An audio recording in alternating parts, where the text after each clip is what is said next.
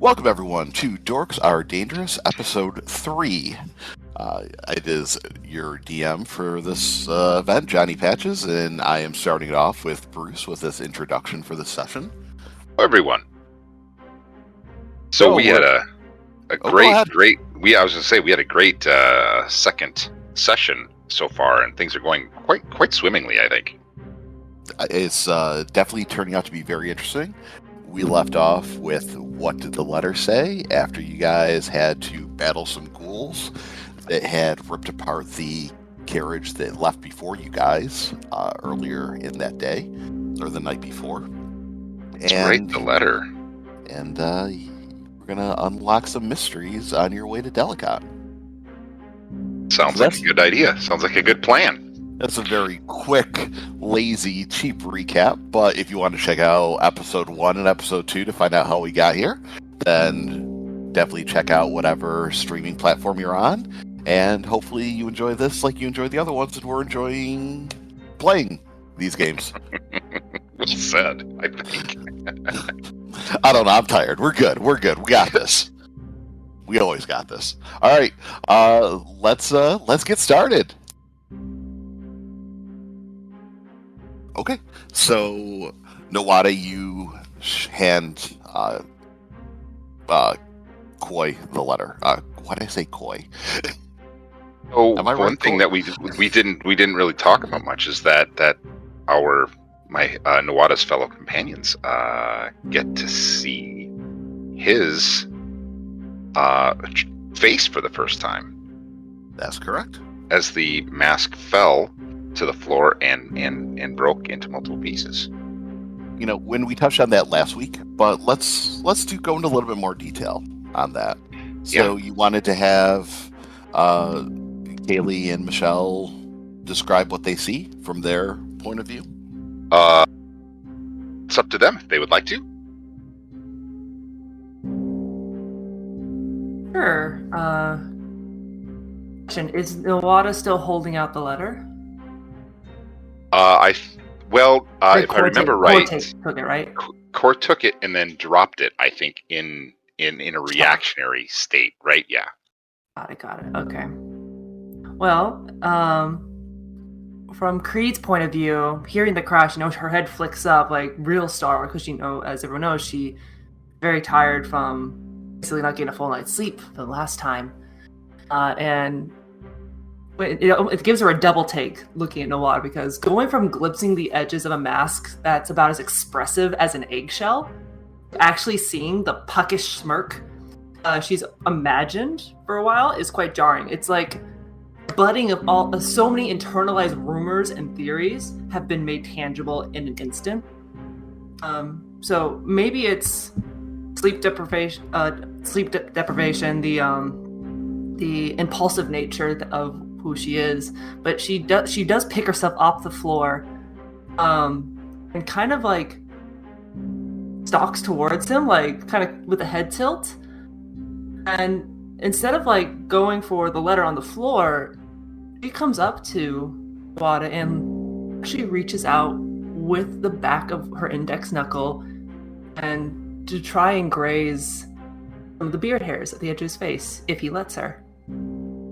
He does. He's you see him smiling this whole time. He can completely understand the level of disbelief. He just smiles in a very accepting and very, very calming way. Right, so as she grazes it, is the hair actually tangible? Like, does she actually feel the coarseness of the beard hairs? Oh yes. Okay. So as that happens, it's really real. As that happens, she's got a kind of a blank look on her face, a little bit curious, a little pensive, and then all of a sudden just kind of gives him a love pat on the side of the cheek, goes, "It's good to know you are not made out of wood," and then goes to Sekor, like, "Is that the ghost? He's real. You doing okay? Did you want me to read the letter?" He kind of looks down at the letter at the floor. I mean, I kind of I figured there was something behind that mask. You can read the letter if you want, sure. Okay. She bends down and picks up letter. Starts kind of glancing over it, doesn't say anything at first. And she goes, let's see here. Policies to my understanding, this is Count Lockwood, Neo Kingdom. The fact is notwithstanding, blah blah blah. The Count's last will and testament, okay, entails all his title and lands, estates attached, okay, boring. Alvin Lockwood is a title to Lockwood Manor, in addition to. She stops and like blinks at what she's reading, like puts the paper closer, kind of looks at Noada and goes, 20,000 gold pieces?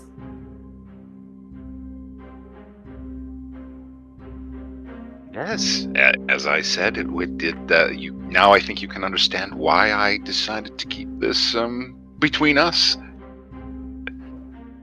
Breed looks over at Cora to gauge her reaction. Question. Noada never told us that the corpse he found looks like him, though, right? Correct. So we just think that he pulled this letter off someone who probably looks like someone else. Correct. Okay. All right, that's all I wanted to know. Would you agree with that, Johnny? That sounds correct. I don't think we ever got clarification. She goes, so what, you some lord, some noble? Piecing around a mask? Well, you said you grabbed these off a body you found, yes. Right? Yes, exactly. That the individual kind of off in the bushes and tried to kind of push it aside and rejoin the group and that's this was the result. I just found out what these parchment pieces were when we were outside of the Red Raven.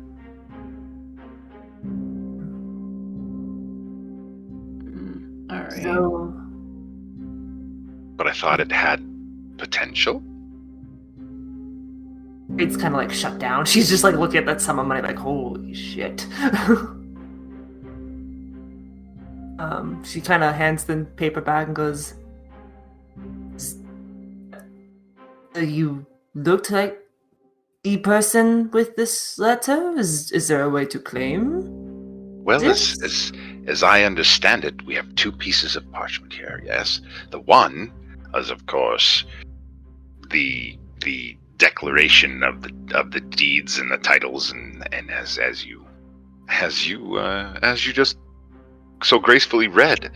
But then this other note, It's completely possesses exactly, yes. He who possesses said note, basically is authorized as said person, and since we own said note, I suppose you're right. I'm just concerned about appearance, I suppose. Would they be able to tell? Well, I guess if the note is the key to this, we may not have a problem here. Yeah, well, they might not even know what this Lord whatever looks like to begin with. So That is very true. That's exactly my thought, and that's why it's signed, notarized, if you will, by the three wonderful individuals who have witnessed it. I see. Looking at the second letter, Johnny, would Creed have any memory of what the proprietor of the Nymph and Satyr, like what the Nymph and Satyr are? You don't know what the Nymph and Satyr is. It sounds like a tavern. Okay. Probably an inn, if anything. So to let everyone know what the letters say. Dear Mr. Lockwood, to our understanding, you are the only living relative of Count Lockwood of the Neo Kingdom. This being the case, and any other heretofore unknown and pertinent factors notwithstanding, I am herewith charged to inform you that you are the sole beneficiary to the Count's last will and testament. hereinafter referred to as the party of the first part, as well as to the entails of this title and all lands and estates attached thereunto. As legal executor of the aforementioned document of the party of the first part, do therefore urge you to make your way with all speed to my offices in Port Bassilorn. Thereupon, and upon your production of a signed and twofold witnessed affidavit confirming your identity as Alvin Lockwood, we shall relinquish your title to Lockwood Manor and all attached lands and estates, in addition to the sum of 20,000 gold pieces. Clifton Shaston, Esquire. With that is another letter. We, the undersigned, do solemnly swear and affirm that the bearer of this document is Alvin Lockwood. Elliot Sharm, proprietor of the Nymph and the Satyr. Melvin Holmes, Cartwright, witnessed by Tara Decker, scribe of the Ishala. Well, given what we know, or how little we know, should we try to find more information about this lord in case there is a test to confirm your identity? Or theirs? Yes, I believe that would be probably smart to do. We don't know exactly where he was coming from. We could also discuss moral implications. Are there really that big of a concern? 20,000 gold is, yes, it's sizable for some. It's not so much for others. I think that we could maybe not raise suspicion by asking around here. Although we could also save until we get to Delkot. I think it's a good call to probably sleep on it. I definitely need sleep for going on this journey. 20,000 gold is very enticing, though. But yes, I agree. Perhaps we think on it first.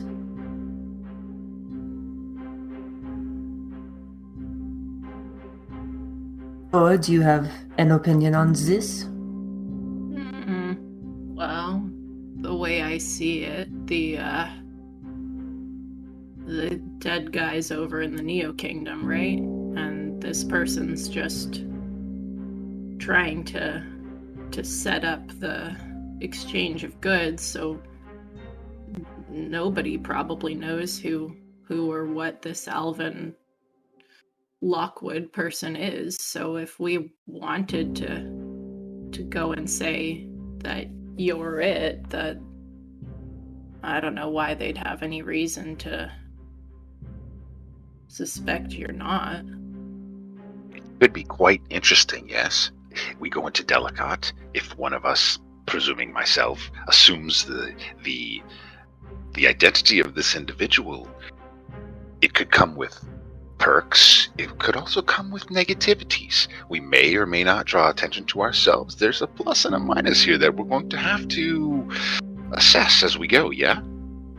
Well, wasn't the place we're supposed to go Port Bassilorn or something, wherever that is? Yes, but I presume that this individual was heading to Delkot, yeah?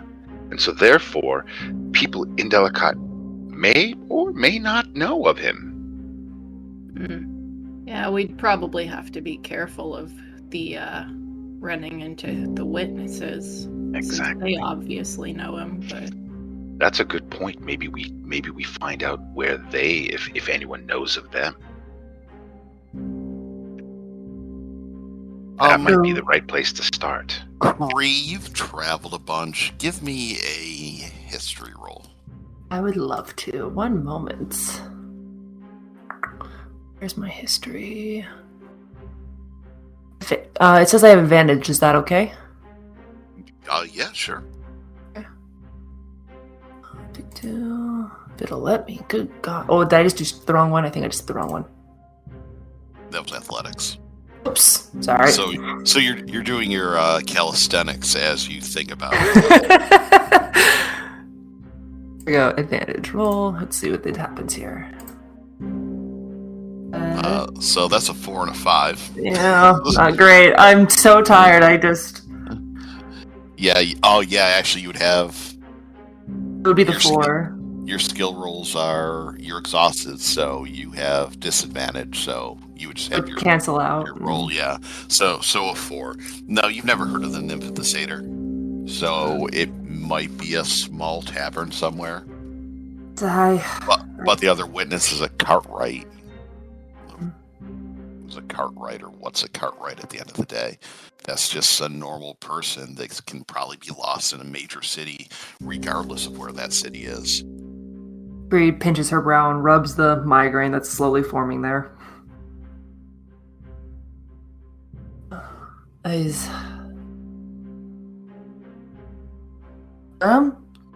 least we know you have a course if we decide to take it. Personally, I do wish to continue to Delkot, if only to get an additional weapon. As you know, that night when you and I met, my preferred rapier broke, and I have been looking to replace it. Right. I remember that.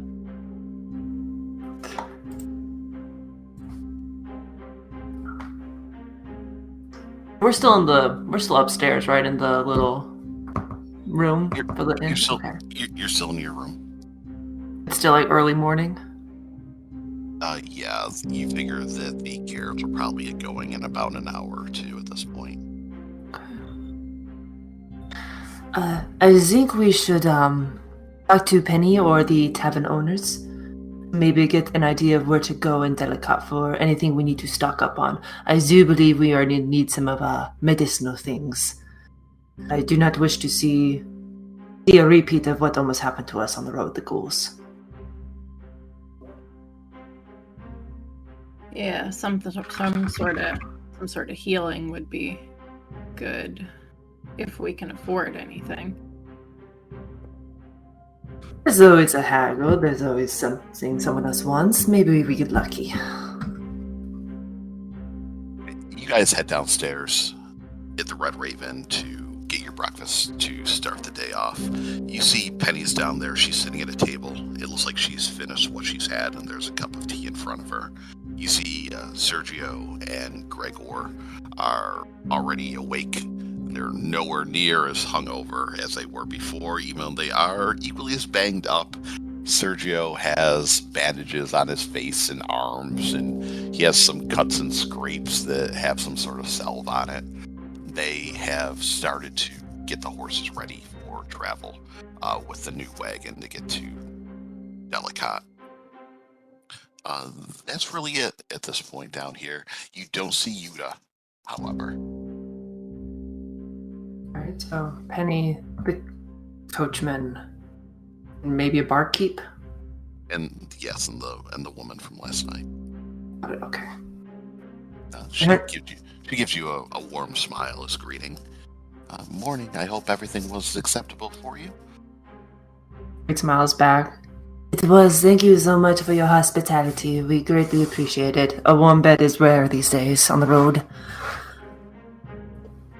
And she can probably see the bags under Creed's eyes. She smiles. She really doesn't notice your blue, and you're very unsettling at times. So the bags under your eyes, maybe they were there last night, maybe they weren't. Do you care for anything before your travels this morning? Yes, could I please have watered down wine? If you have it. Of course. And the rest of you, if anything? She starts pouring a glass of wine and puts a layer of water on the top. Just some breakfast. Of course. And you, sir? As now she sees your face, Nawada. Interesting, right? I'll have the same, yes. Very good. she goes in the back and she comes out with like 2 bowls of oatmeal and puts it down in front of you guys. It's pretty bland, but it serves its purpose. And the watered down wine for Miss Creed. Creed's gone into her rations and she's eaten like dry jerky at this point, like just slowly chewing with eyes closed, spinning her wine and gulping it down in about 3 gulps and puts it down.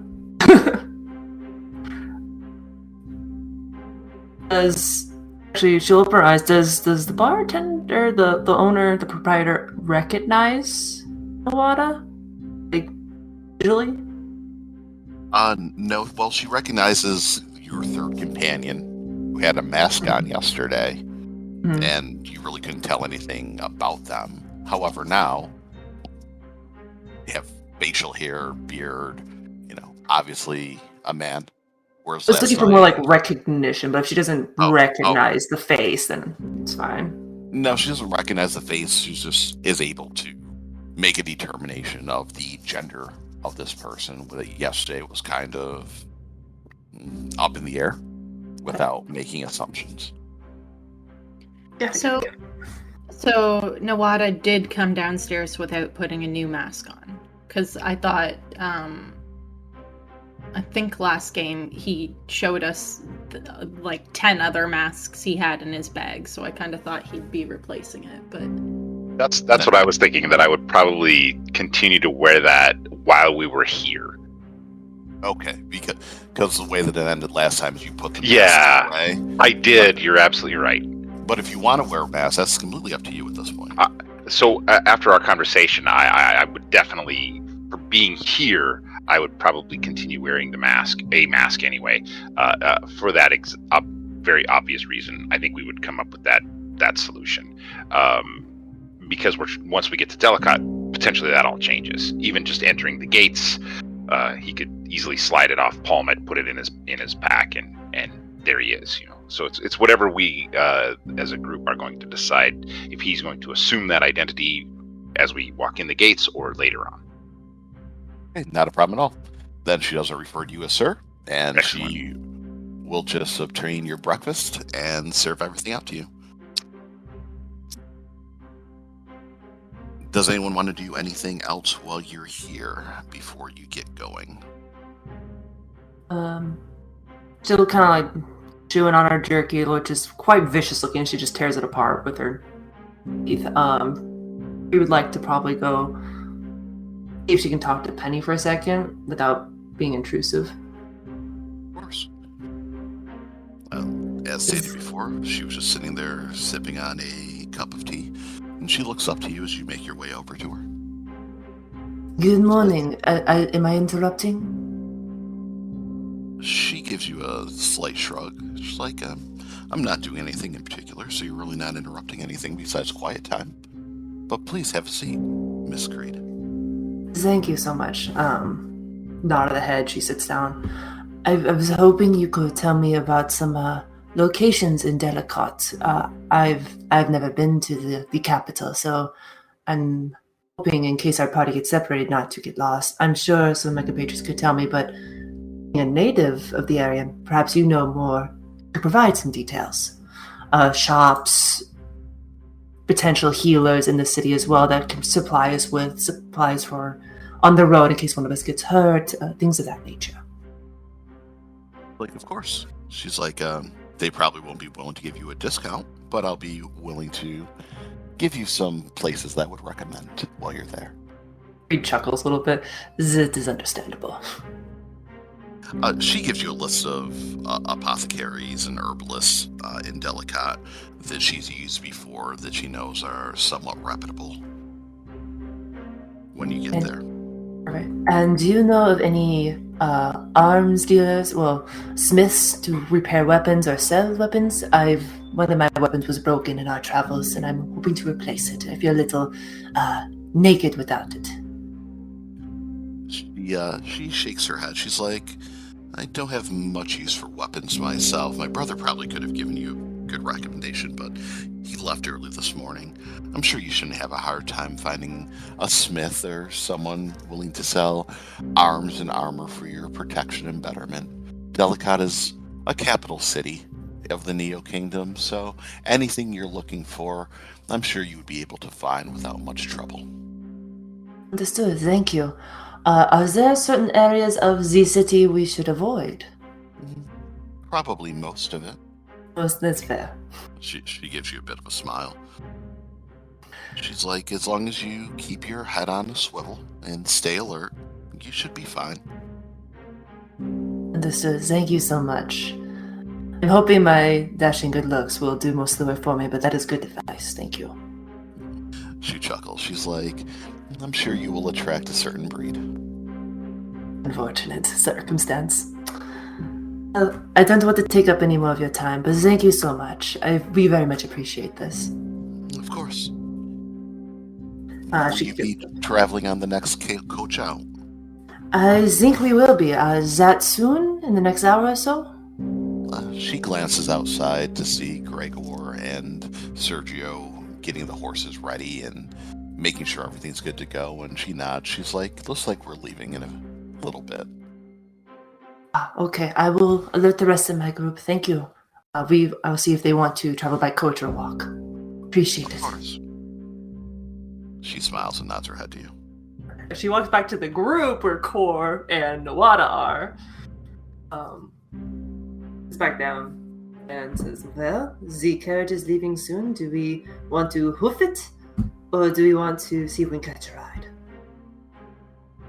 Well, didn't we already pay those buffoons to take us to Delkot? I think we may have, or it may have been just to get us here, but I can double check. Unless Novada, you know for sure. I'm pretty certain that we were paid to go to Delkot, but we can I think double checking would be a great idea. Or we just hop on and see if they get mad at us. I like it. What are they gonna do? Tell no to the people who saved their carriage and their business and their lives? I don't think so. It's that stance of acting like you know what you're doing.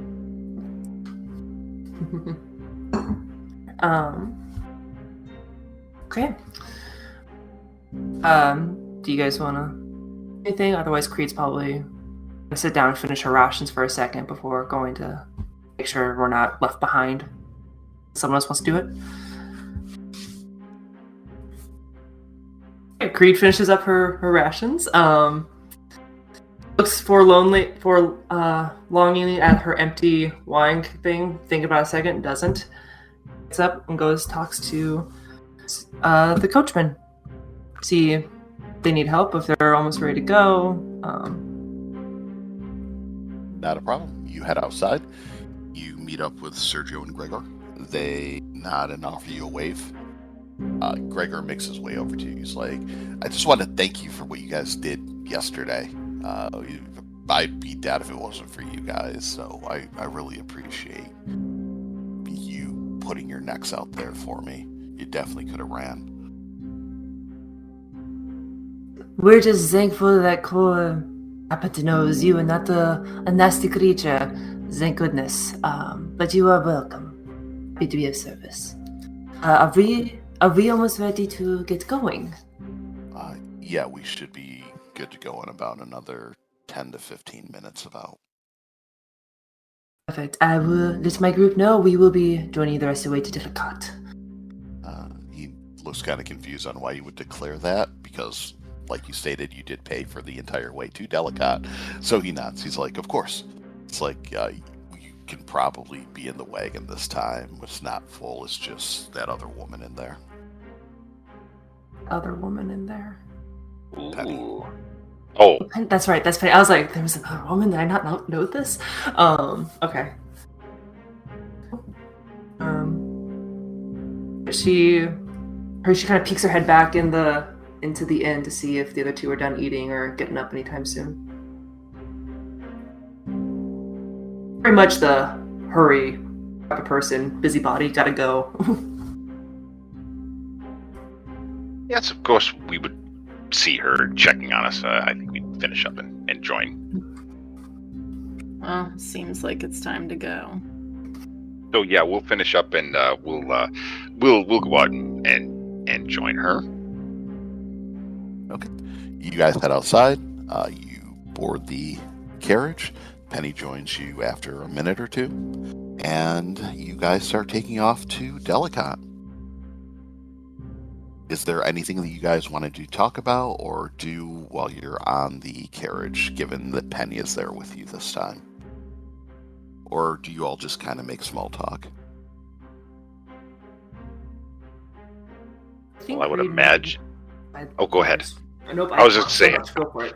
I was just going to say, I would imagine we kind of have to. You know what? Let's we'll make small talk and engage Penny. See what we might be able to glean from her information of the travelers through the red.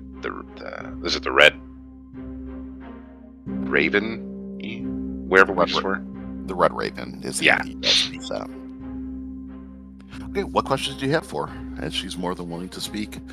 We have a few hours worth of travel, so.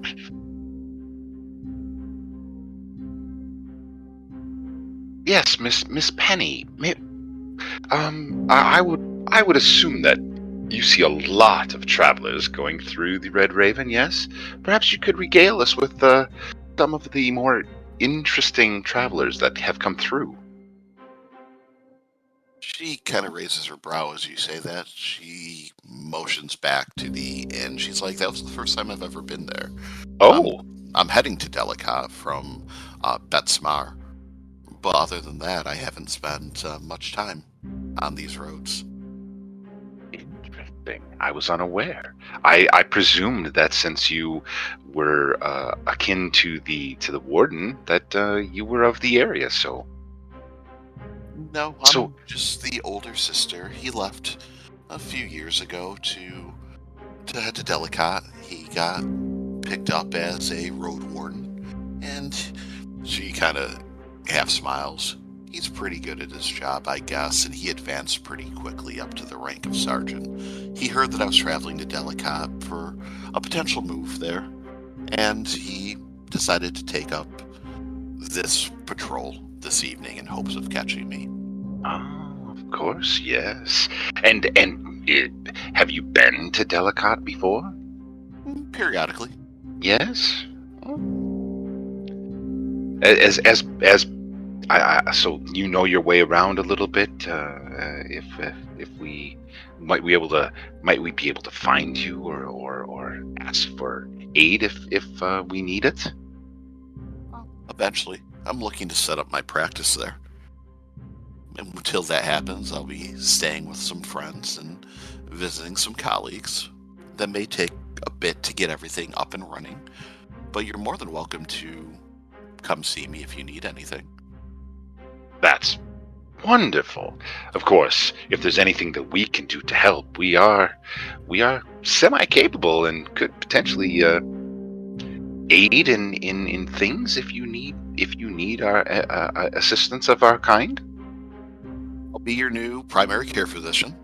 Fortunately, I'm in your network and I do accept your HMO. And therefore, she smiles to you. She's like, well, if I can think of anything that you'd be useful for, I'll be sure to call on you. Are you staying in Delkot for a while? Hard to say. We may or may not be. This is my first time being there, and I'm willing to take in the city and see what it's all about, see what it has to offer. And if there's not much there, well, then, boring things need to be left behind. Delkot has a lot to offer. It all depends on what you're looking for.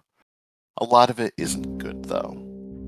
So as long as you stay to yourself, you should be fine. But there are quite a few charlatans and the like that have taken up residence within the capital city. It is good to know. Just be careful.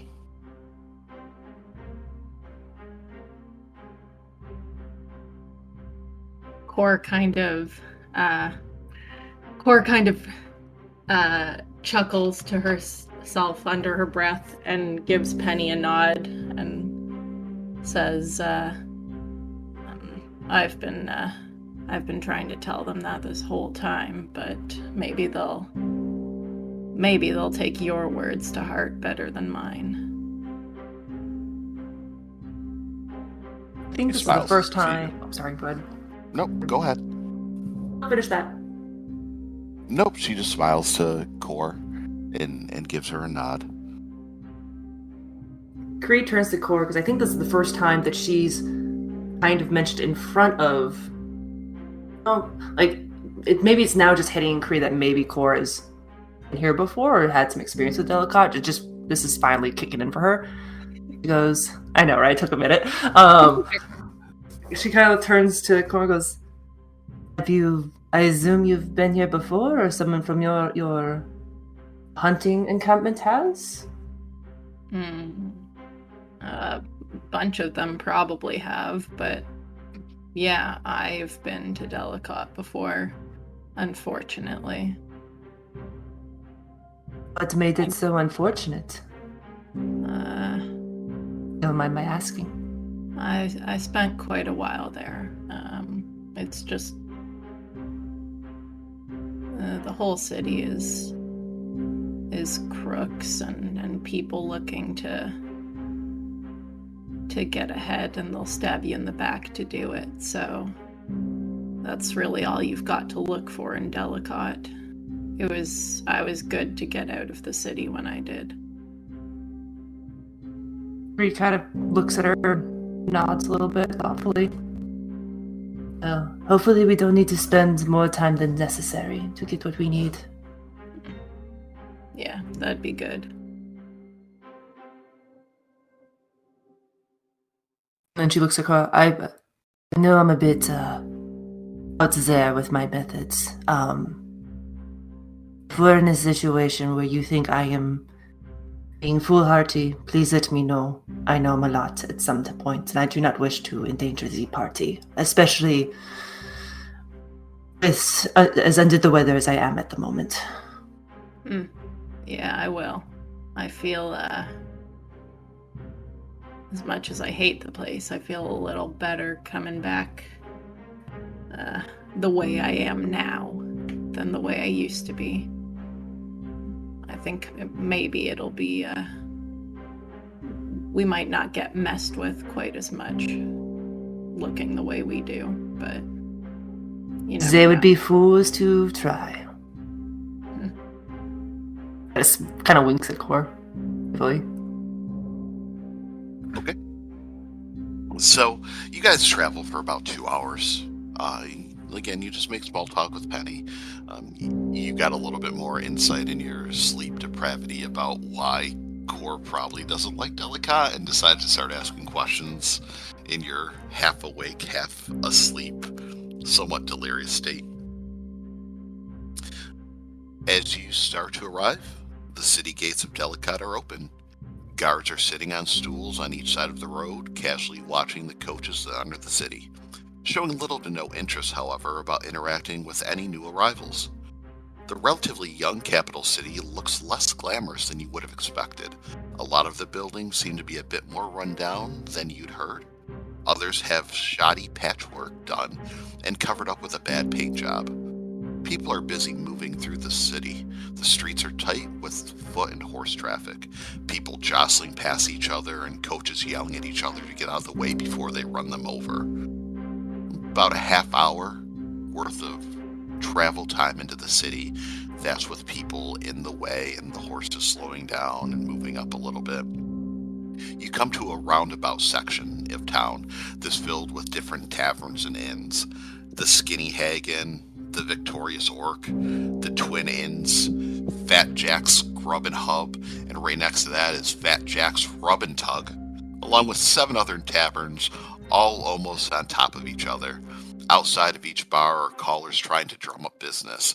Best prices in town, best beer in town, best entertainment, best women and men. And the callers sometimes taunt each other, trying to drum up business as people are moving in and out. You're still mid-afternoon, so it's not super busy there, but it still has a pretty good clientele at this point. The streets here are also pretty busy, shoulder to shoulder in most cases. The wagon does come to a halt, and Sergio and Gregor climb off and make sure the horses are secure. What are you guys doing inside? as they lock everything up to get going. I make a perception check just to see as we climb out if anyone's taking a keen interest in the wagon as we hop off, or in Penny, just like eyeing us pretty aggressively right off. Sure. Give me a roll. Okay. Let's see. Where is it? There it is. Okay. 14. Okay. Right as you look to start getting off, you hear a hand slaps on the wagon door, and you see there's a beggar there. His hair is long and stringy. He's got brown, ratty clothes on that look filthy. And he yells like, got any copper to spare? I haven't eaten in days. Help a bloke that's down on his luck out. He slams his hand on the door and is holding his hand out, looking for change, looking for money. Insight check on him, see if he's genuinely, like, not trying to scam us. Sure. Okay. 10? You're not sure. And what are your passive perceptions, by the way? 13 for Creed. Okay. And 11. Okay. Spare some copper. You've got it in there. Creed looks to Core. Starts banging on the door. Or he's gonna push past Creed, slam open the door, and shove the guy away. Okay. You shove the door open. You're definitely way stronger than he is. He falls And backwards on his just ass. glare down at him menacingly. Okay. As you glare at him, Creed, you notice out of the corner of your eye, you see someone coming up on the other side of the wagon, and they reach up and they grab a bag on top and they pull it down, and it looks like they're trying to sneak away. Creed's after him immediately. She's taking out her scimitar. She's shouting after him, "Put it down!" He hears like her booming voice, like right in his ears. Okay. You pull your weapon in the middle of the city as Core stands over this beggar who looks completely in shock and kind of scared. The man who grabbed the bag off the top instantly turns around and he starts running for his life. Oh no! Creed gives chase. Creed gives chase. Does he have the? Did he? First of all, does he have the bag? Yeah. I assume it's not one of ours. You don't know. He just grabbed one and he took off quick. So if you want to take your time to survey what was taken and what wasn't, you can figure out whose it is. Okay, well, for the record, Core would absolutely not have had her bag on top, so... Yeah, right. Creed would have had her bag on her, but she's... her persona, is very confrontational. So, she goes to start giving chase. She's gonna try and... she's gonna go at least try and catch him within the next 15 feet. If she can't, she's gonna abandon. Okay. So, 15 feet isn't much, but that's okay. So, Core is intimidating the one guy. You see this happening, and you yell at him, and he takes off running, and you start chasing after him. Nowada, what are you doing? I am right with them. Okay. So, will I get athletic rolls from Creed and Nowada, please? That is... okay. I have disadvantage, right? Yes. Because this ought to go well. Yeah. Is it 2? Let me see if it pops up. Oh, I'll take it. Okay. Not bad. Nowada kind of slinks past you, Creed, and starts chasing after this thief. And you start making ground on him as he looks back and he sees the blue devil woman and Red devil another. woman. Oh, right. I'm sorry. Red devil woman and this other figure chasing after them. And his arms are flailing as he's like kind of shoveling and jostling people. And he's making pretty good movement, probably because he has a better idea about the city than you guys. But you guys are on his heels. So give me another athletics roll. For athletics, I would like to stealthily use my what's it called? The blood curse of bloated agony. Like, I want to hide my hand so no one sees the sudden like blood gushing from it, but I want to make his strength and dex checks fail. Like, get a disadvantage on them as we gain ground. Okay. So that's not a problem. So give me your athletics roll. See. It's a nice one. Oh, that was bad. I tripped. Oh, no. you got a 5. Nawada got a 9, but he only got a 5. So you guys start making ground. Nawada, you're definitely catching up. With so many people on the streets, they're all getting jostled and bounced about. And he's not able to get the ground that he wants. Like, he runs into someone and then bounces off and runs into somebody else. You guys definitely pick up a lot of ground on him. Give me another athletics roll. And now with this disadvantage, his body's visibly bloating. Like, he's like swelling in his clothes. That's gruesome. Excellent. Very.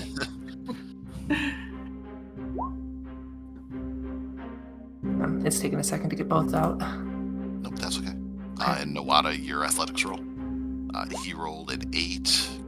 Oh, Creed rolled an 8. Nawada rolled an 18. So as people are kind of bouncing around, you stop, and then you rush through a quick opening, and then you stop, and then you rush through a quick opening, and you're maybe 6 or 7 feet away from him as he's looking back, seeing you there.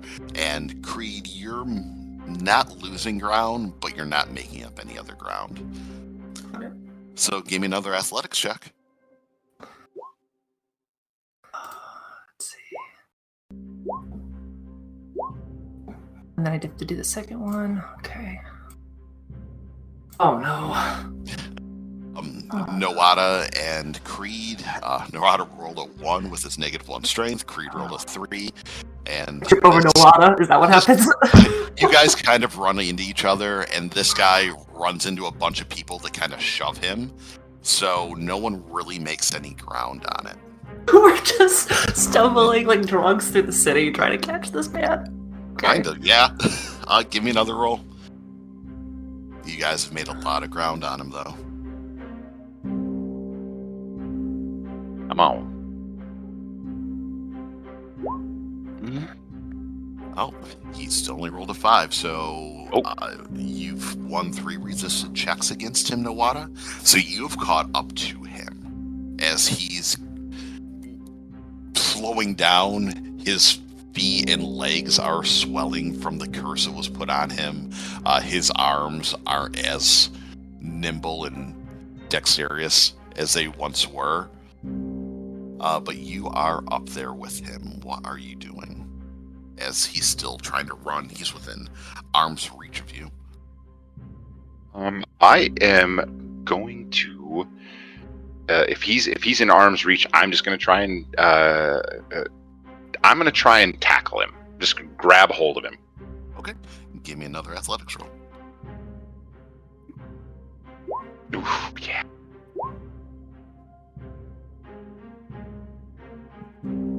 Okay. You are right up behind him. You're able to get your hand on the back of his shirt.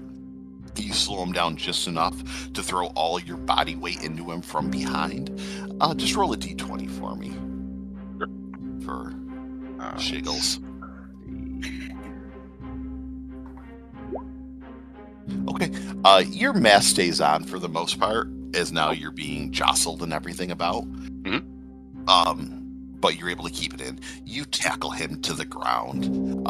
He starts struggling. He's like, take it! And he kind of shoves the bag to the side, outside of his arm's length.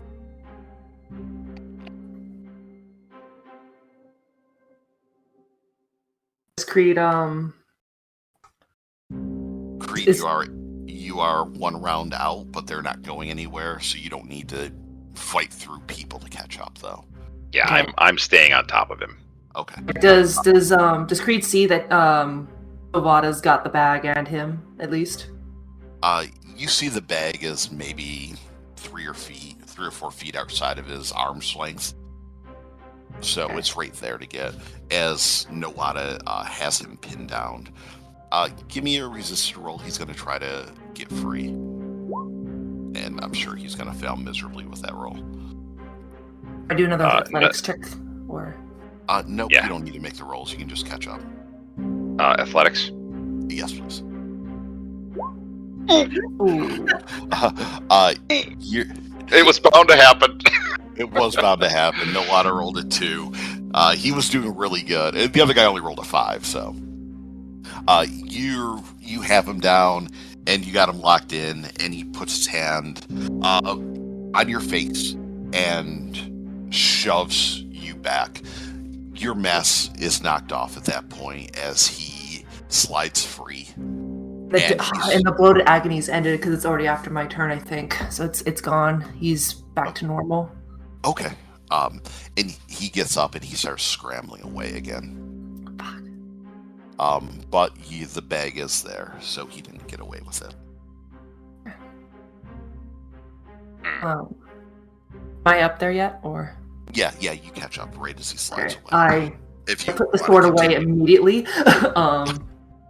to make sure no one else freaks out that I've got it drawn. Snatch the bag and put a hand on Nawada's shoulder. Are you okay? Oh yes, I'm just fine. I had him. But we did get the bag. This is true. Has he put his mask on back yet? It never came off. Still on.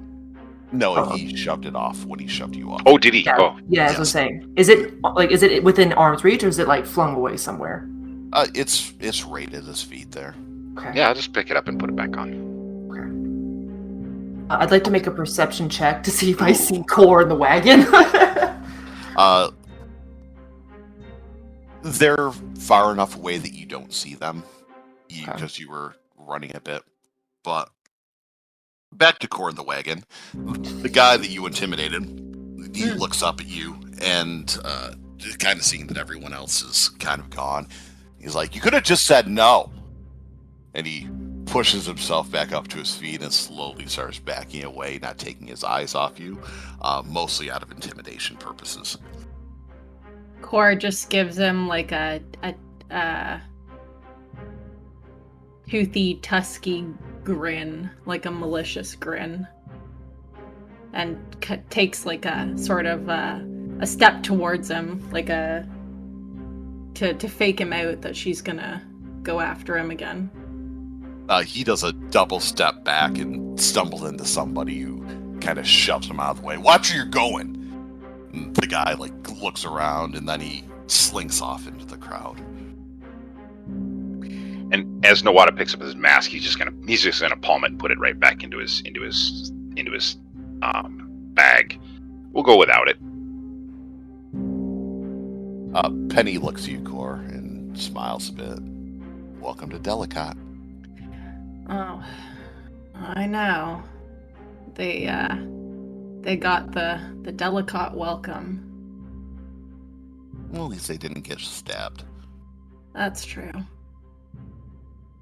Core will have any money, like her coin purse is hidden away like inside her clothing, and her backpack of supplies, she's always kind of got a hand on it. She knows Delkot, she knows exactly what to expect, so she's always on the lookout for any pickpockets or anything like that.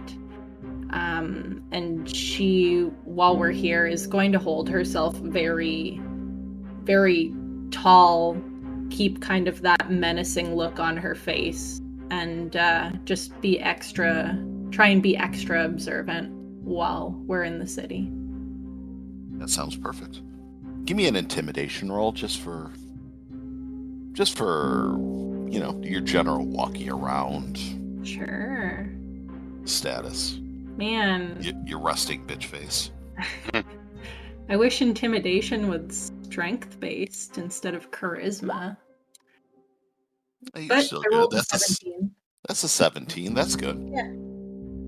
Okay. You puff your chest out, you roll your shoulders back, and you're mean mugging everyone that looks your way once, not even twice. Mm-hmm. Nawada and Creed, you come back to the wagon. You see Kor standing there, just kind of glaring at people, taking on bodyguard duty, as Gregor and Sergio finish taking the bags off. Penny sees the bag that you have and kind of narrows her eyes a bit. She's like, I think that one's mine. Creed, Dada, you are welcome. They don't have very good security on this wagon. It almost got snatched. She laughs a bit. Sergio looks at you guys like, we only got to get you here, which we almost didn't do. You are welcome if you made it. That's what I thought. Penny goes into one of her other bags and looks to one of the callers for one of the taverns and motions them over. She's like, I'll stay here the night. Can you have someone bring my stuff up? And she hands them some silver. They nod and they rush back inside to go get a bar back. She takes out a potion and hands it to you, Creed, as you're the most vocal. She's like, that's for getting my stuff back.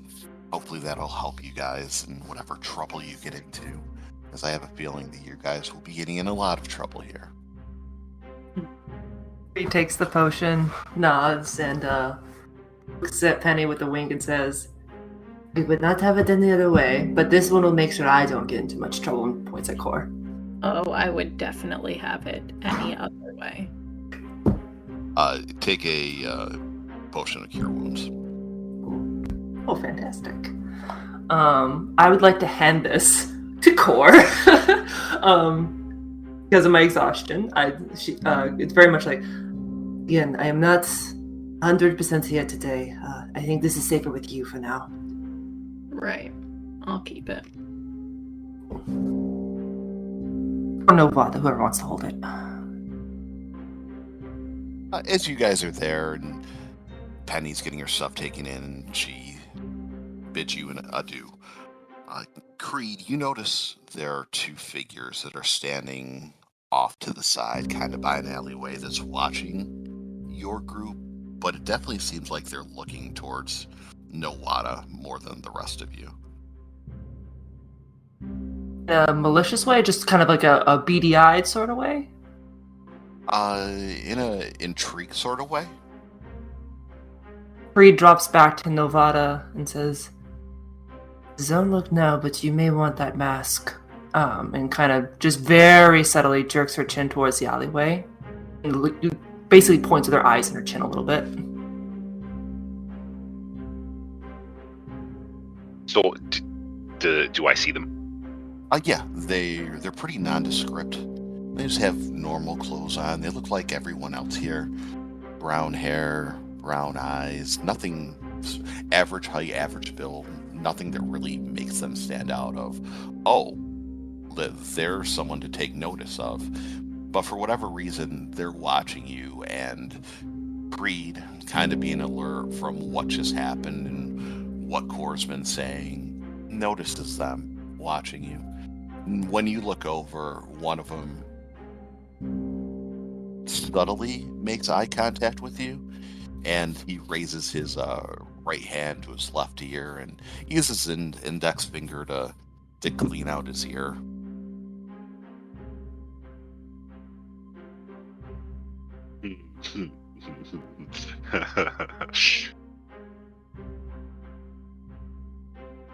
Are you okay?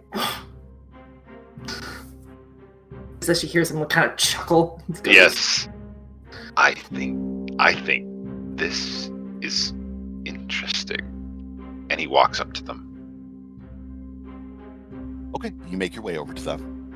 They don't do anything or say anything right away. So what are they? Are they like? That's happening right now. Can she like nudge Kor and be like, "Hey, over there"? as Noada takes off. Yeah. So are they like up against a wall or in an alleyway? They're by a wall near an alleyway. There are some businesses there. Can I just walk up? Is there enough space for me to walk up right between them and then, kind of take up space right between them? You can, definitely. I do so. As you're walking towards them, though, the one Yes. does the same thing.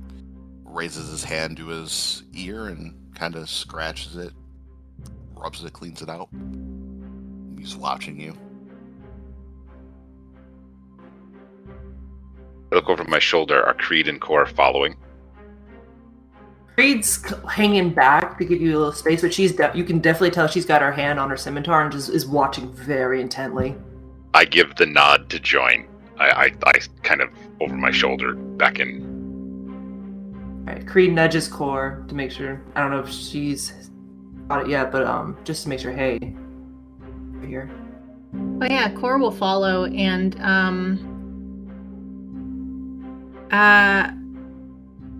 question for the DM. Sure.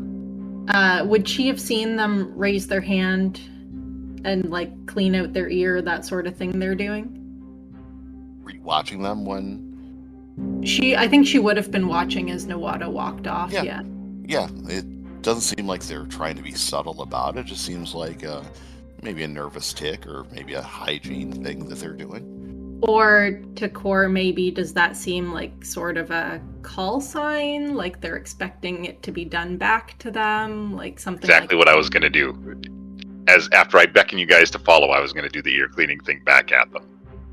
Give me a knowledge history. I'd like to ask if they do this and succeed, can Creed just kind of like copy, basically?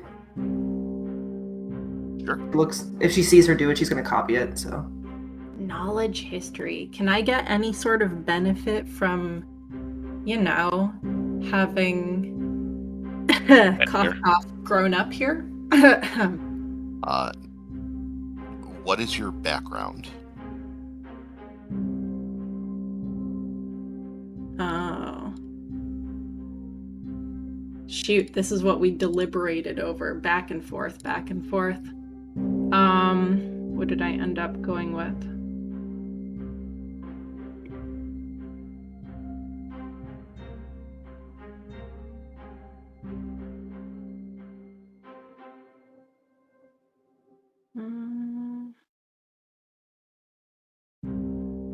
It's either Urchin or Outlander, and I can't remember which right now.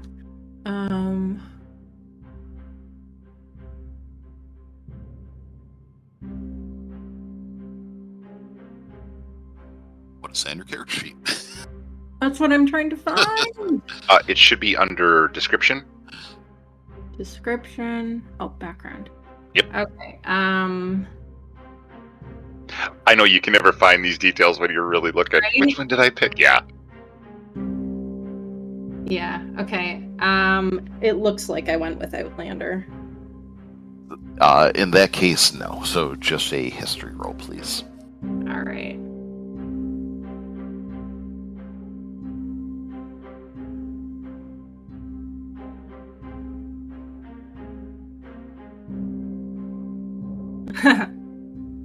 Nope, not a clue. He's got earwigs that he's trying to get out. Don't go near him. You'll get earwigs too.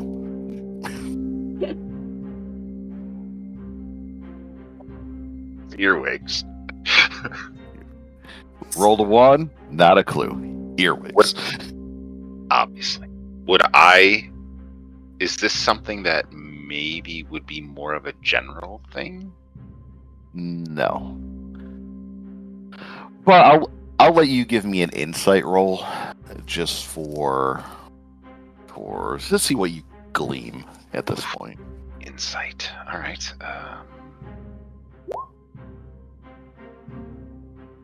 You rolled an 11, so you're really not sure. It's hard to tell.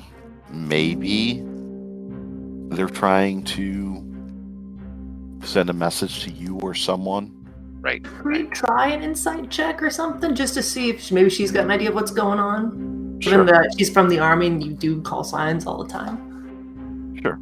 Okay. Yeah, they're definitely looking for a return signal. It immediately does it, bumps Core real subtly in the shoulder to kind of follow suit. So you're all there just picking at your ears. Just picking your ears, just all got cleaning them out. y'all got earwigs. Okay, you guys start walking towards them doing that, and they look between each other, looking confused. Oh no. And as you start to get closer and you move between the two of them, they start to step away. And they do double takes back at you before they kind of regroup and start walking into the crowd, with the crowd. You do hear, I think that was him. I didn't do it. Couldn't have been him. He was supposed to be here by now. Did they not see me do the ear thing? They did. Okay. You did the wrong thing. That's the thing. You should have picked your nose, man. Clearly did the wrong thing. Scratch your nose, something. We'll have to figure it out. If Nawada stops following, Creed's not going to go any further. This is primarily she was like trying to back him up in case this got ugly, as Core probably was too. But she's not going to pursue. If you do watch them as they head into the crowd, you do see they duck off down into an alleyway, and they meet up with a third figure, a much stockier figure, before they disappear away. Okay. Does this stockier figure look human? Like actual human race? It's hard to tell from how far back you are and how far ahead they are. Okay.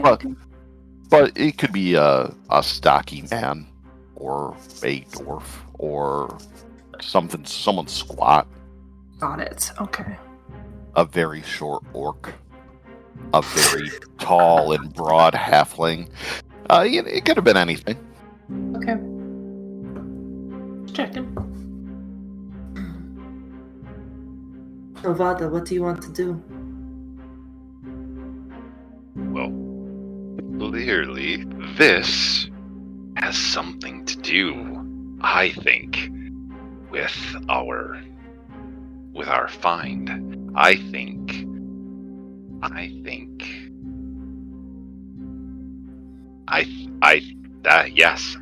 we need to figure out the countersign to their sign. Agreed, but while we do that, I do not think if I should go alone anywhere at the moment. You, because if you're caught alone, who knows what might happen. People are already recognizing you. Me, because I'm half out of my wits. Well, it looks like I'm doing without the masks for now. I think we need to find an inn. Let's set up. Core, any suggestions? Where might you have us reside while we're here? Did type out a few. So. Would Core have any ideas of somewhere that's less likely to? No, I know she never would have stayed in an inn, but maybe she heard something at some point about somewhere that's less likely to cheat us, or... You start trying to think back about what places would be good to stay, given there's a bunch of taverns and everything near you guys now. Before you can turn to answer, Creed, you hear a voice behind you. If I didn't know better, I say an angel fell from the heavens and landed here in front of me. Do I recognize this voice? But I do know better, so I know the gates of hell spit you out and slam shut behind you. And I wouldn't have it any other way. I do know this voice, don't I? You do know that voice. You glance back over your shoulder. You're maybe sleep deprived, you may be delirious, but you do see a very familiar face of one Johnny Shieldwick. It's been a while, and he does. It's been a while. Anyway, he does look different from the last time you saw him. The side of his head is shaved, and his hair is still long, much longer than the last time you saw him. Looks a little bit on the thinner side, and maybe has an extra scar or two on his face. Reed, a half-cocked smile that is part vicious and part playful, spreads across her face as she turns. I'll be damned. Is that Johnny I see? I didn't expect to see you here. Feelings mutual. He looks to Cor and Nawada. It's like new friends of yours. Yes, this is my compatriots ever since I departed the Red Saints. We've been traveling together for a few weeks now. We just came into town. What business brings you here to the capital? I've taken up residence here as of late. Got a little side business of my own. Of course you do. He holds his hand out to you, Nawada, first.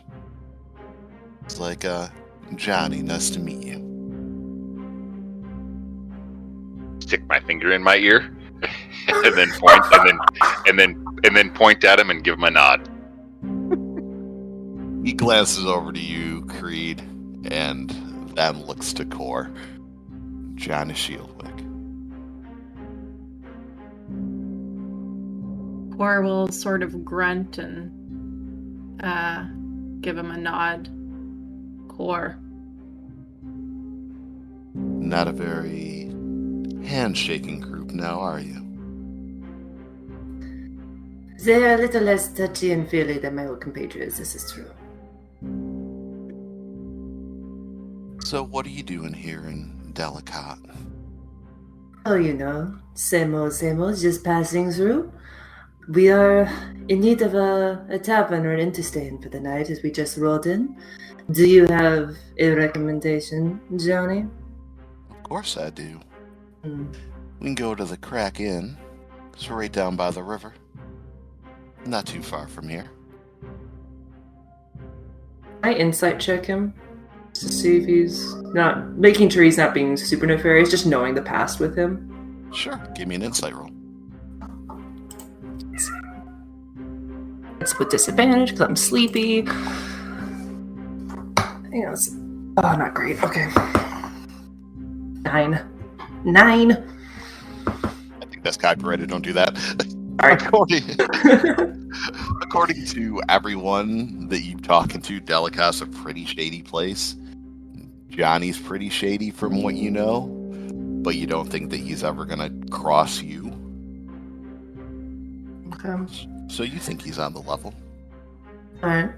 Reed just nods, gestures. Then why don't you lead the way, Johnny? Just like old times. Show me the town. It'd be my pleasure. He tries to put his arm around your side. He snakes out of it. Very casually, like maybe goes on the other side of Cor. Just like pretending she saw something, like, ooh, that's cool, and slips that way. You're like, nope. Okay. You start following him, and he starts making small talk.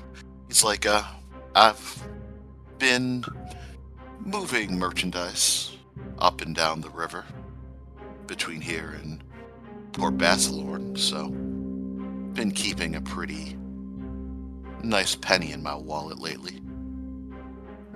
Well, Johnny, last time you were moving merchandise, a captain gave you quite the beating. Is that still the business you're in? Not that I particularly care at the moment. No, I've become far more entrepreneurial as of late. I've worked for myself. I don't have to split the profits that way, or be undercut that way. You always were a man of ambition. We all want to get ahead in this world, so why not be?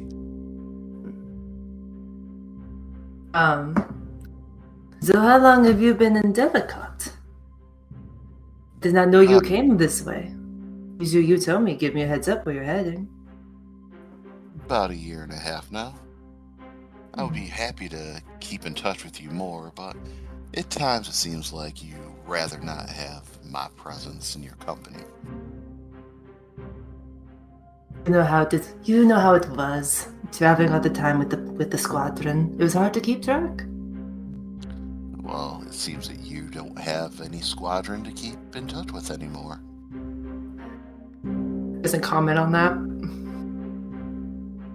It's like, maybe you'll see me around a bit more. Maybe I'll see you around a bit more. Alright, insight to see if that's a threat. Doesn't sound like a threat. Okay. Unless you want to take it as a threat, that's up to you. She takes it mildly as a threat, but she doesn't show it. It's just internalizing, like, this is very uncomfortable for her. She's trying to hide it, though. Coronawada, what are you guys doing? Are you just sitting back, listening, picking your ears? Absolutely. Just totally picking my ear. I'm less interested in the conversation, hearing it, but I'm trying to really look around and see if anybody is. I've stopped picking my ear. That's clearly the wrong thing. I was hoping that he might respond to it. In other words, stating that, hey, you shouldn't do that or something like that. But clearly he doesn't know, so we got to figure out from somebody else. So, and I'm just kind of scanning our area here back against the wall best I can to see if we have other earwiggers. Kor is kind of looking at Nawada, kind of intently. She'll still pause and look around them to make sure no one's trying to sneak up on them or anything. But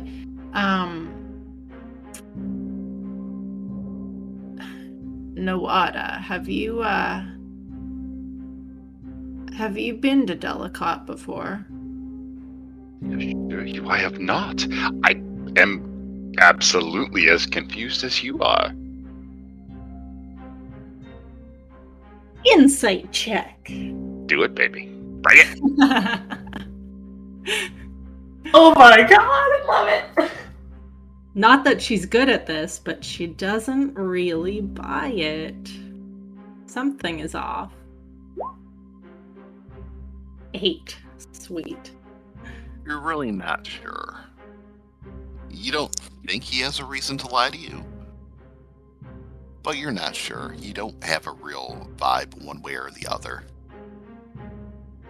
I looked at her directly in the eyes, which he never does. And I simply state, Kor, what's wrong? Come on, you can tell me.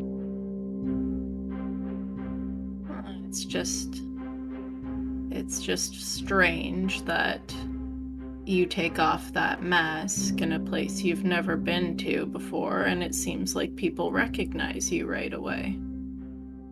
I know. It is very peculiar. I mean, I have been to a couple of smaller villages and towns, the Red Raven, obviously, and word may have traveled, I suppose, and I've had dealings with individuals, as have you, of perhaps not the best of caricature, but I assure you, I have never been here, and I do not know what they are on about. I'm quite curious. We could have some fun finding out. If you say so. All right. And he just gives her the, his regular. Well, of course, she's never seen it prior to yesterday, but that sheepish Cheshire Cat grin of let's get in some trouble. All right. And was it only Nawada who heard them saying, like, oh, he was supposed to be here by now, or would all of us have heard it? You all could have heard that. That's not okay. And I would share. They seem to think they know me or were expecting me. It's this I don't know. Sounds like maybe you look like someone else. As this conversation's going on, can Creed notice that they're kind of talking behind her about something and brace herself and like slink a little closer to Johnny to whisper something very, very quietly, hoping no one else hears it, in Infernal in his ear? Yeah, definitely.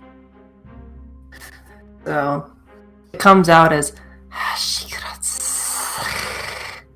basically translating into if you're still in the same line of business, I would like to talk about some information you've had helped me with in the past, and potentially some supplies asked for before. He offers you a coy smile and nods. And we hear the conversation? No, because unless you speak Infernal. Man, Right. Infernal is so much more succinct than English is common. I was very impressed by it. Yeah, she's purposely trying to be very quiet so you guys don't notice that she's whispered something, but if you do, it's in a different language. He whispers back in Infernal, "Anything for you, my love. Anything for you." Against her better judgment, playing into it, she gives him a squeeze on his shoulder, most affectionately, before lets it drop, and there's a little bit of space back between them. Sounds like a plan. As you're following him through, you do hear up ahead, you hear someone yelling and shouting out to a small crowd that's gathered. As you get closer, whether you stop or keep walking, you see there's a half-elven man wearing white robes, and there are runes inscribed on the robes in red. Maybe it's blood, maybe it's just red ink. His brown hair is wild and unkempt, and his arms are held out to his sides and raised slightly up in the air. His green eyes have this wild, faraway look in them. And he doesn't make eye contact with anyone, even though there is a small group there. So he's kind of looking above and out past everyone. And the few listeners that they have, they're pretty intent on what he's saying, and they're whispering to each other. And you get the feeling that some of them are nervous as he speaks up. "The rivers will flow with poison as the followers of Cyril will overrun the banks and seep into Delkot. Poison will rain from the heavens and the hells, and everyone on the streets will gag and choke to death. These days are coming. The time is upon us. Snakes will crawl from every crack and opening of the earth. They will bite us in our sleep. They will inject us with their venom in our veins, and Cyril will rise. The Neo Kingdom is a gateway to the hells. Now is the time to repent. Find the temples for forgiveness. Come with me for forgiveness. Now is your only time. Salvation is limited. Follow me, and I will lead you to a better life." People are still whispering to each other like, "Man, he's crazy. No, maybe he's telling the truth. Like, things are weird here. Maybe we should go. Like, I don't think this is a scam." They're whispering between each other, and he repeats a lot of it again. Can Creed do a religion check to see if she's heard the name of this god or this deity they're referring to? Definitely. With disadvantage. So she has advantage on religion, but it'll be just straight, right? Because of the question. Correct.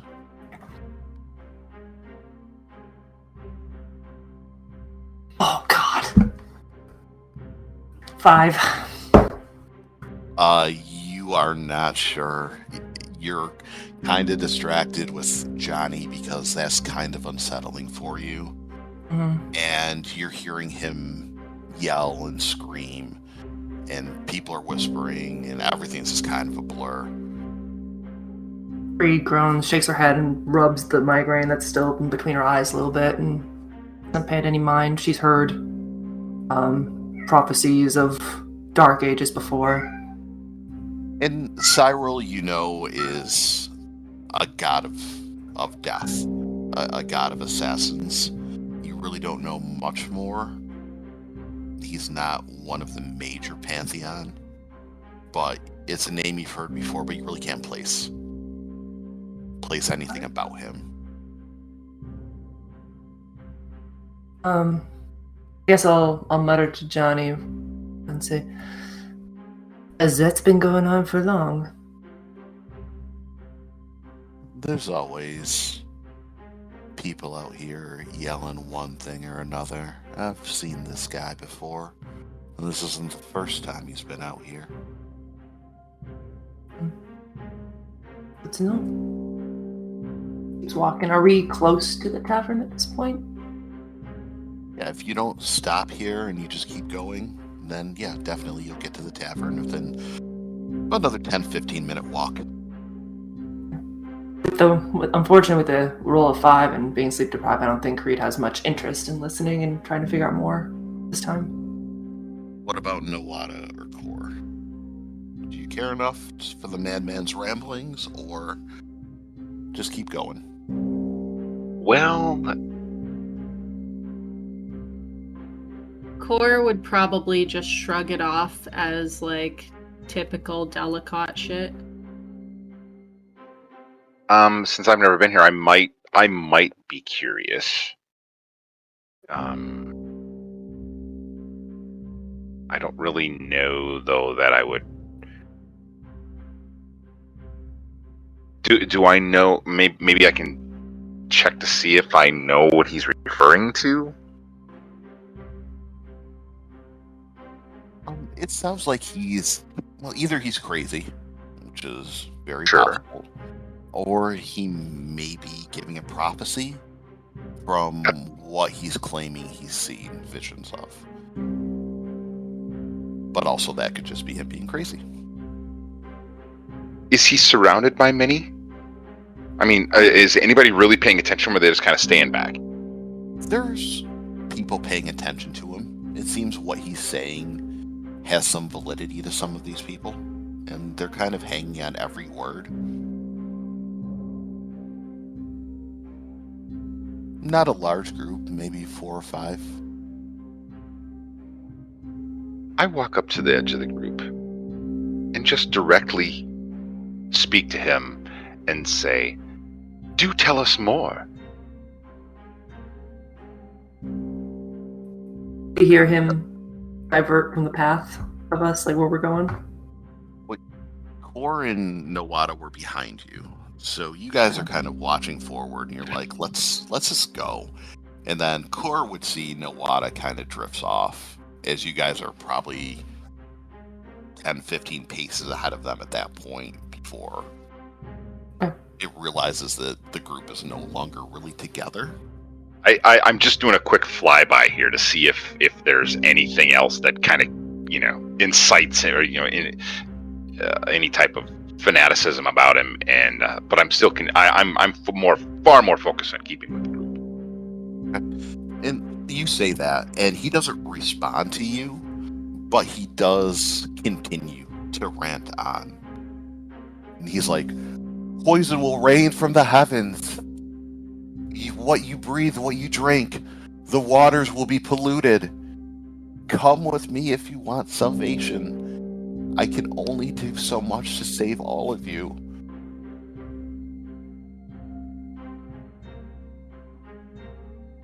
Yeah, we'll ask about that a little bit more later, I think.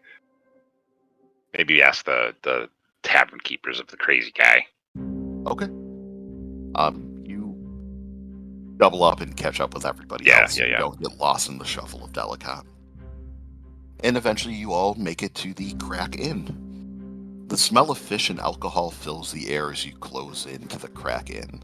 The 2-story square building is made of weather-treated wood. It's no more of an eyesore than most of the buildings in Delkot. A wooden sign hangs over the door, a large eye with tentacles extending out around it. Inside the tavern is bustling. Most of the tables are full with people who are eating and laughing, drinking, and some groups singing sea shanties. Overall, people seem to be having a great time. Behind the bar, an older man with a full white beard and long white hair pulled back in a ponytail attends to the patrons. A younger man, probably his son, works the other side of the bar and ducking around to various tables and taking care of people. Johnny looks to you all. He's like, "Welcome to the Crack Inn, the best bar in Delkot." Again, people are laughing and having a great time. Bartender looks over to Johnny and nods to him, and Johnny gives him an up nod and points to a table off to the side where no one is. You guys go over there and take your seats. Could I make a perception check to see how many people notice Johnny walking in? With your passive perception, 3 or 4. Seems like he's here on a regular basis. At least the bartender and his son know who he is, and a couple of the other regular patrons, but everyone else is keeping to their own groups and cliques and having fun and eating and drinking. Much better vibe here than what you've gotten throughout most of Delkot. Okay. We go to sit down. Are we like in the middle of the room, a corner, you said? In a booth or something? In a table off to the side against the far wall. Okay. Creed will sit down and says, This is a lot livelier than the last few places we've been. Good choice, Johnny, as always. He's like, "I like the cat here."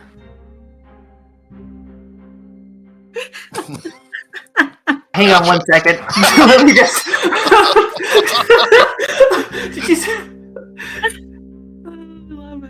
Did you say I like the cat here? I like the cat here. So good. Give me a second. I'm gonna figure out the cat in the background. Very vocal cat, yeah. He's through the door. He's mad that I locked him out. 1 second. Like, "Let me in! Let me in!" Oh, amazing. So Johnny looks at you, Core, and Nawada. Like, "How do you know our friend here, Miss Creed?" She just kind of happened upon where I was living and asked me to tag along with her. He gives you a genuine smile and looks to you, Nawada.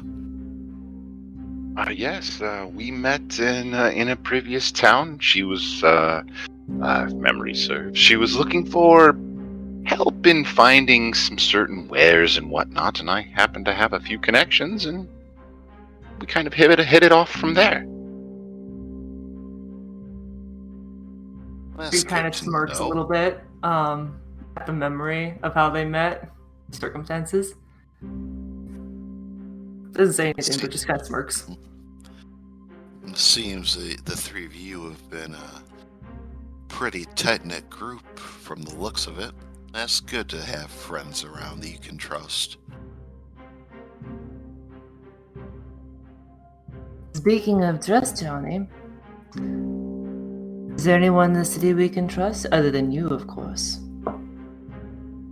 That all depends what you're looking for. There's always people that you can trust, if you know somebody. Well, Johnny, do I know somebody? And she just kind of looks at him. You know me, and I know people. This is true. Well, let's start off a little simple. I am in need of a smith or a weapons bearer. As you can see, I'm without my favorite weapon, my rapier. I'm hoping to replace it for a modest fee, if possible. For a trade. I can think of a place or two that would be able to suitably take care of your weaponry needs. That isn't much of a problem at all. Is that the only thing you're looking for? Creed looks in the water for a second. Kind of raises an eyebrow at him. Well,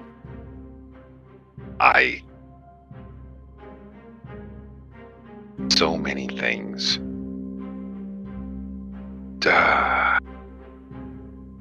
I'm really curious about the earwigs, so I don't have anything right now, I don't think, as far as what else we're looking for, per se. Other than we know that.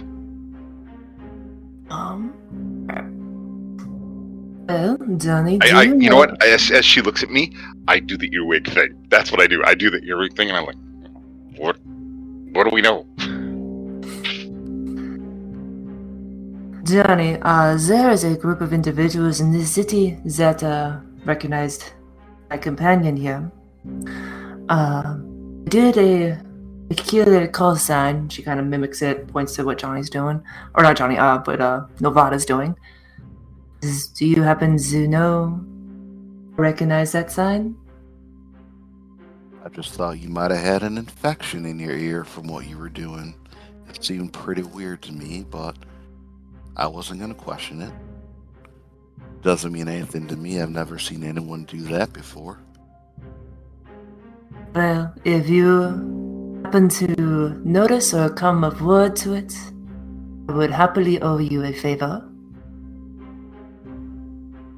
I'd be happy to collect on that. I'm sure you would. Kind of like looks a little playful. It's a little strained, but she looks a little playful. He grins. He's like, but as far as that, no, I've never seen anyone do that before. Where did you get that call sign? It was here in town as we were coming in. Just happened to catch them in an alley, and they disappeared on us when we tried to approach. No one was waiting for you or anything? Not that you knew of? Not that I knew of, no. No? You know how I feel about someone waiting for me when I don't know it.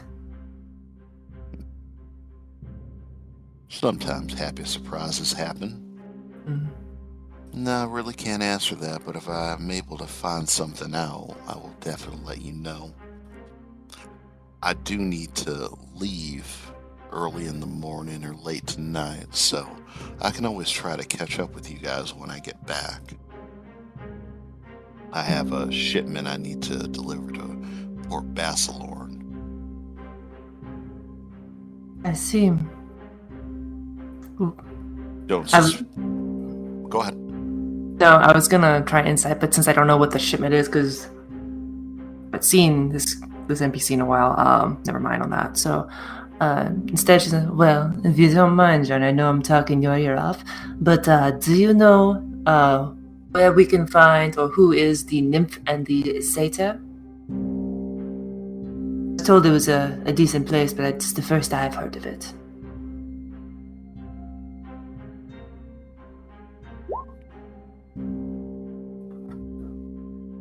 He rolled a 2 with his intelligence. That's a 1. He's like, I've never heard of it. Not once, not never. Ain't from around here. I know that much. Same, but that is okay. If you do hear anything again, I would be very appreciative. It's like, I'll be happy to keep an ear out. I wouldn't suspect that you all would be looking for work, would you? I'm pretty sure that's what we came here for, isn't it, Creed? Creed looks at Cor very, like, the smile's still there, but she could definitely see her veins popping out. Like, we sure are, actually. What kind of work did you have in mind, Johnny? Just some manual labor, nothing too difficult. Like I said, I'm leaving for Port Basilorn. Could use some extra hands to unload. I'll be happy to pay you handsomely for the minuscule work you'll be doing. That is my favorite language, Johnny. But what are we unloading? If you don't mind my asking. He looks at you and he gives you kind of a coy smile. He's like, I do mind you asking, but I'll answer it. Just a couple of barrels of fine wine that the proprietors of a certain inn in Port Basselorn doesn't want to pay taxes on. So, we're just gonna move it in quietly, under the cover of night. They'll pay us the difference. Is this with a crew or is Easy it with us? peasy. Well, if it's just the three of you, I was gonna do it myself.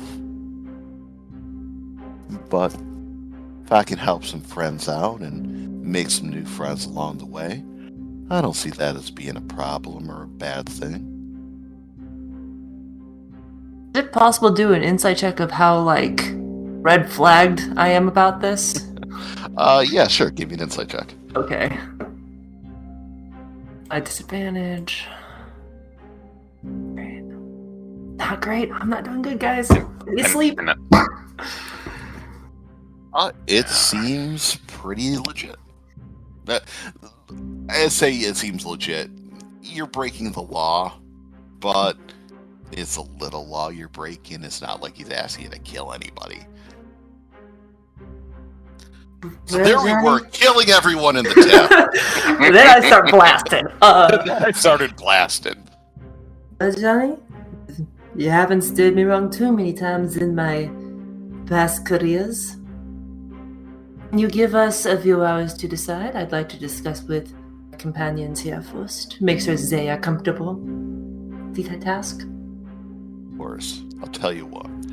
I'll go put in an order for you guys. It'll be on me. And then I'll come back in a little bit. Shouldn't be that long of a conversation that you need to have. Thank you so much. Gentlemen as always. Always. And he stands up and he heads over to the bar. And he starts talking to the bartender. They start chatting it up for a bit. As Johnny walks away and Creed makes sure he is well out of earshot before she looks to the group and takes a deep breath and goes, well, what do you want to do? Well, you wanted work, right? It seems like he just gave us the option for some work. So why not? He's a friend of yours, isn't he? That he is. I am fine with Z-Web, but again, we are a group. I want to make sure you two are comfortable with doing it. Since you do not know Johnny and I'm vouching. Right. Well, seems like where that work is somewhere we were considering going anyway. Port Basselorn, he mentioned, and that's the same as in that letter. That is true. Is he still at the bar? Yeah, he's giving you time to talk amongst yourself. Creed's gonna keep an eye on him when he turns around. She wants to make sure she's aware he's coming back. Johnny can be a good person, but as you said, in Delkot, you need to watch your back. This is a situation where we may need to be very careful how we proceed with Johnny. Considering he's in my past, I think we're fine. We're just extra guarded. And kind of looks at you both. I may need some time to talk to him alone tonight for a few minutes. Make sure we are in good standing. I will not be gone long, I promise. I will not leave the Z building until we settle, but I do need to speak with him. All right. I'll trust you to handle your own shit. That's fine. I appreciate that. Thank you. Yell if you need us. The building will be on fire. You will know. Oh, wonderful signal. That's all Creed has to say on that. She kind of just sits there and takes a deep breath and puts the pleasant smile back on her face. He makes his way back over after about a half hour and lays some food out and the drinks out for you guys and retakes his seat next to you, Creed. Naturally. Do we have a understanding or an agreement? We sure do. We would love to come do some manual labor for you. If you could tell us the details of when we need to meet in the morning, that way we don't miss you. Do you guys have a place to stay tonight? There's an inn nearby. That is definitely on our to-do list. He motions outside. He's like, my barge isn't far from here. You're all free to stay on that tonight. Save yourself some coin. Then we can get going whenever we're ready. You still have that old thing? It's a newer one. It's mine, not somebody else's. I think that would be preferable than having to spend coin, so we will take you up on the offer. What part of the Z River is it on? He's like, it's only a few blocks from here, seeing we're in the River District. We'll get going first thing in the morning. And then we'll make it to Port Basilord in about 3 days. I'll be happy to pay you at that point, and if you want to stay or you want to come back with me, it's completely up to you. What are you going to do? Go ahead. No, go on. As biddable as always, Johnny. Always appreciated. My pleasure. Before Go ahead.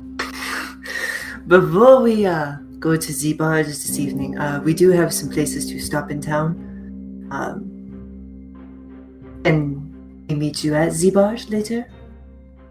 He's like, that sounds like a plan, or I'll probably stay here for a while. You can just meet me here, and I'll walk you over to the barge. That works as well. Do you know me? Yeah. I am terrible with directions. He laughs. He's like, of course. He's like, you think you can find this place again? I think we'll be alright. Cora here has been to the city before. I'm sure she can help us find our way back. Is that right, Cora? Find it, no problem. Alright. He's like, I'll be here whenever you guys are ready. Thank you so much. Creed, you guys notice she's eating her food a little more slowly this time? Like maybe she's not as ravenous as she normally is, or she's not enjoying it as much, but she's eating it. It's just not with the same veracity as you normally see. She's downing that ale though, very aggressively.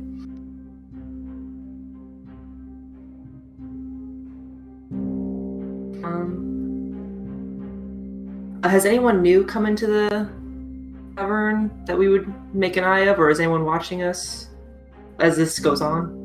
No, everyone is having a great time, minding their own business. Okay. What were you looking to do from here? Just go shopping for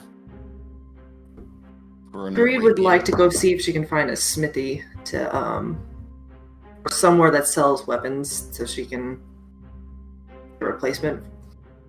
Yeah, that's not a problem.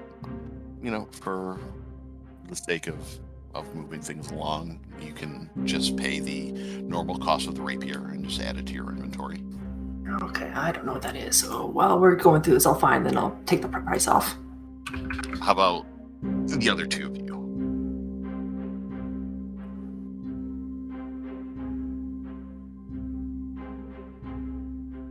Cora and Nawada. Personally, I'm just following along, trying to see if anyone else notices really the face, or if we're being followed in any type of way. Other than that, not really looking for anything particular as we're about and about shopping. Okay. How about you, Cora? Anything Yeah. you were looking to buy?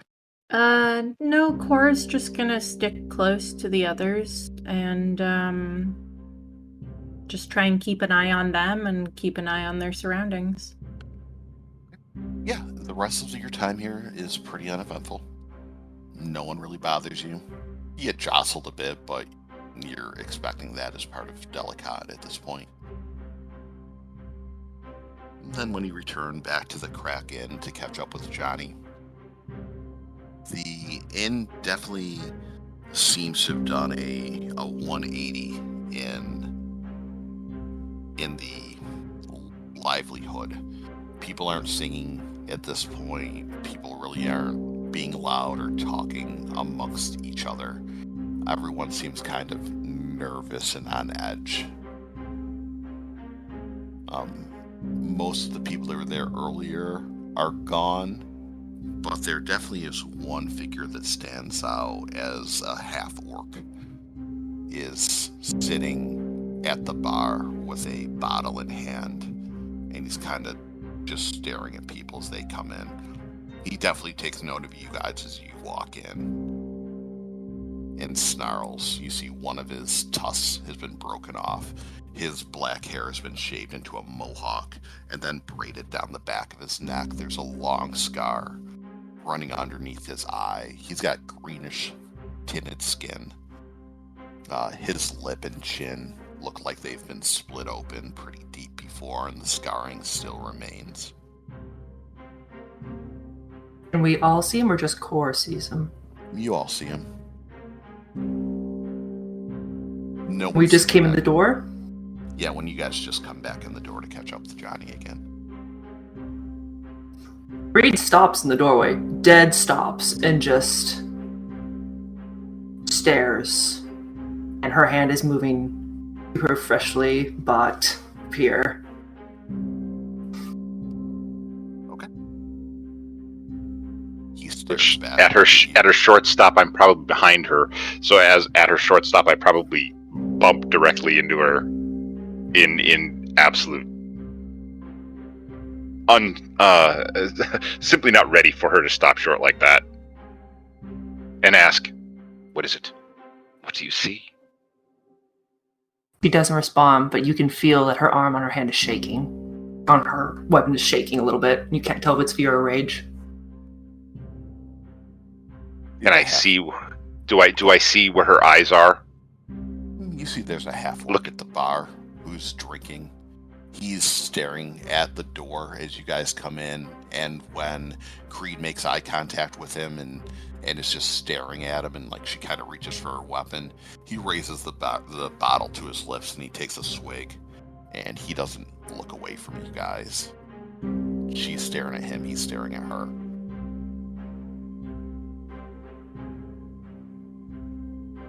Creed starts to stalk towards him. Okay. You start walking towards him. Cor, what are you doing? Cor will follow after Creed. Okay. On their heels. The half-orc looks up at you and takes a swig from the bottle. Fucking problem. She whips out her rapier, draws it across her arm, and you two see lightning start to crackle along the blade. Yeah, I have a fucking problem with you. That's gonna be a bad time for you. He starts to stand up. And I have to do the right damage real quick. Yep. Let's see. It's a D4. And the bartender looks between you guys. He's like, "Take it outside." The half-orc looks at the bartender. The bartender like kind of skitters back a little bit.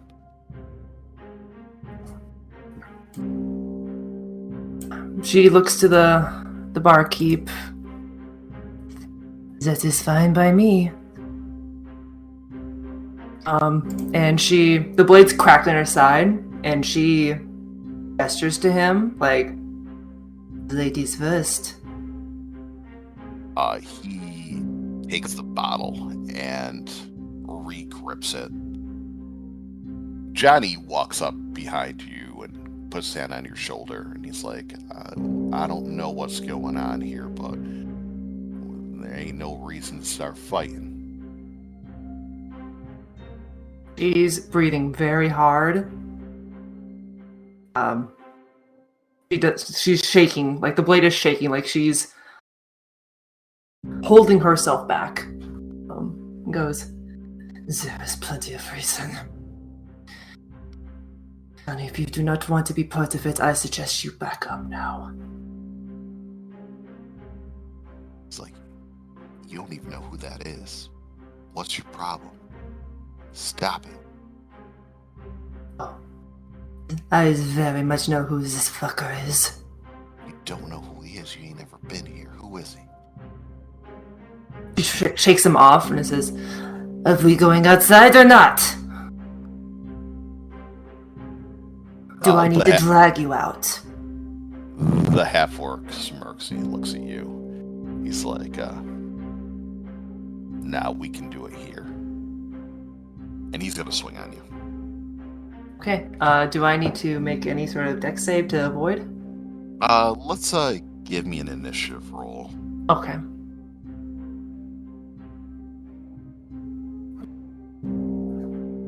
Alright, give me your initiative rolls. Reed with her disadvantage got a 4. That's 10 for core. 14 for Nawada. And 13 for this innocent half-orc who is only drinking at the bar and has a bad attitude. But that's A-okay. So, we will... I guess we're just going to start with the order.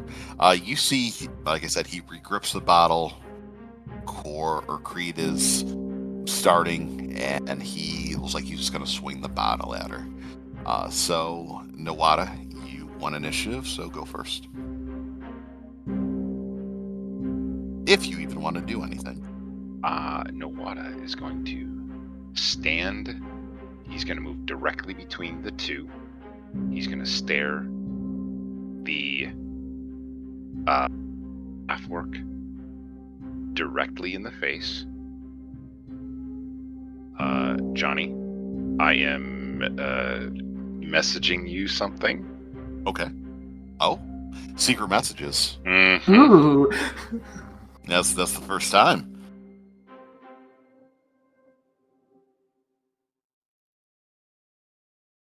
And see if that makes sense. Yeah, that makes sense to me. Okay. So he says,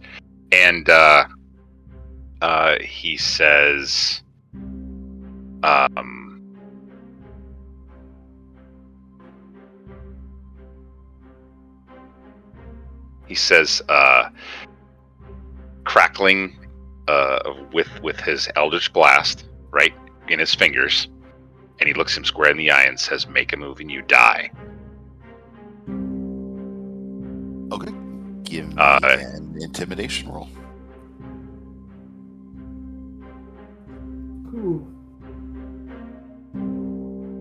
He's good at intimidation. 16. Especially if you add on what I sent to Johnny. and he did it in such a way so that only he knows. The half-orc, his foot takes a step back in a defensive posture as you say that to him. And you do the thing that you messaged me about. And then I immediately revert back. The half-orc goes wide-eyed for a minute. And I want to be clear, so I'm adding something to this.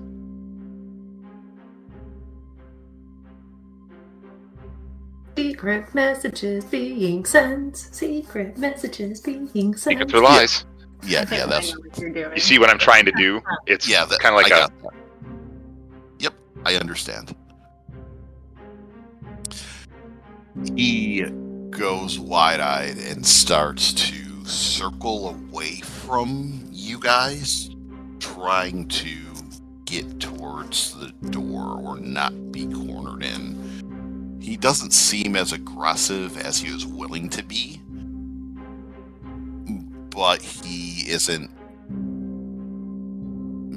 moving forward. Everyone in the bar kind of starts backing up and watching and seeing this guy who apparently they all know and probably they don't like starts to make leave on his turn. He looks really confused and kind of jittery after Nawada's threat. And then it's Kor's turn. Then it would be Kor's turn. All right. Well, this works well. Kor is going to try to grapple Creed. Oh no. Okay. Okay. Is that a opposed strength checks or? It would be athletics. Okay. It's disadvantage for me. Yep. Oh my god! What the hell? So Kor tries to grab you, but you have such adrenaline rushing through you that you shrug her off. But Kor's also, while she's trying to grab her, she's saying, Creed, hold on. Are you sure that this is someone you know, or are you just, you're tired and it's a half orc and you know how you are with them, with us? Just take a minute. Creed, having taken this into account, can she make a perception or a history check to figure out if she still thinks this is the work in question? Or can she just be like, take a moment and be like, wait, no, this is not them, or is them? You can take a moment and you're looking at it, and this is a half orc. You dealt with real orcs. And you've never seen this guy before. You were triggered by the look he gave. He may not be good news, but you've never seen him before. Got it. So as this happens, you see the feral severity of her features just kind of slowly relax and go slack with kind of like almost like a wide-eyed shame and fury at herself as the lightning on her blade crackles and disappears slowly. She sheathes it, takes a step and kind of like relents to Kor, trying to keep her from freaking out, and just kind of heads down, just kind of looking to see if she can escape to a corner of the room at this point. She feels a little ashamed and very tired. That's the end of combat. You see that half-orc takes the bottle, he spikes it in the doorway. Glass shatters and whatever liquid was there, and he kind of storms off. People look at you, your group, and they're not sure how to take it, but you don't feel any ill will towards you. Kind of like when he leaves a brush of fresh air. Fish-smelling river water air fills the tavern. The bartender kind of looks to you guys and doesn't give you a sign of approval or disapproval, but he nods. He turns around. I'm sorry about the glass. I can clean that up for you if you wish. You hear one of the pages like, "No, you're fine." A couple other pages. People are in the bar. Probably about 15, 16. They're like, one of the patrons is like, your next round's on me. Bartender nods. They all kind of mumble amongst themselves, like, man, I've never seen Shardul leave like that. Like, yeah, that little one freaked him out. Like, good, fuck that guy. They mumbling between each other. You guys may have inadvertently done something to garner the favor of the people here. Interesting. Creed will just subtly like kind of grab both their shoulders, like a thank you. Didn't say anything. Johnny puts his hand on your shoulder. He's like, let's get to the barge, and it looks like you can use some sleep. She doesn't try to shake him off or anything at this point. She just kind of nods That sounds like a good idea. He nods and leads the way. You guys head out of the tavern and down the river, and there are barges and boats that are tied off. It's nighttime for everything that's been going on. You guys have been shopping and drinking and eating and socializing. As you get closer to the barge, your passives were 13, 10, and 11. Mm-hmm. Right. It doesn't take much to notice. But as you get closer, you see there are two figures laying down on the deck of the barge. It's just like a flat bed, but you see two lumps there. Breathing? Hard to tell from how far away you are. Johnny, what is that about? And I point to bodies. He does the double take. He wasn't really paying attention. It seemed like he was more concerned with you. And he's like, I'm not sure. He reaches onto his belt and he pulls out a knife. And he starts walking forward, slowly, crouching down. Creed would like to start stealthing as well. Appear and scimitar out. Let's see. Or Nawada.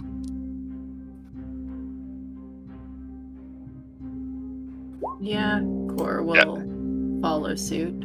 Yeah. Okay. You guys start to move up slowly, and as you get closer, the figures aren't moving. Johnny leads the way as it is his boat, his barge. He steps up on, starts stalking forward, and looks back to you guys. It's like they're dead. Are there any doorways leading below barge that we can see? No, there is like a small room that you can pilot from, and you think there's probably a stairwell or at least a smuggler's hole that begins there. Creed from where they are standing, hopefully a little bit of a distance from that door, pilot everything, is going to try to open it with thaumaturgy, see if it's unlocked. It doesn't open. It is locked. Do you recognize them? Who are they? Like, I've never seen them before. Can we make perception checks to see if we recognize them? You move up closer to look. Yeah. You see the two men that you saw earlier. Fucking knew it. Oh no. One of them has a hole in the back of his neck, and the other one has a hole in the front of his neck. In his throat. Creed's immediately looking around, seeing if she sees anyone on the shoreline watching them. No, there are people walking around the shoreline, but no one seems to notice. Everyone pays attention to their own business.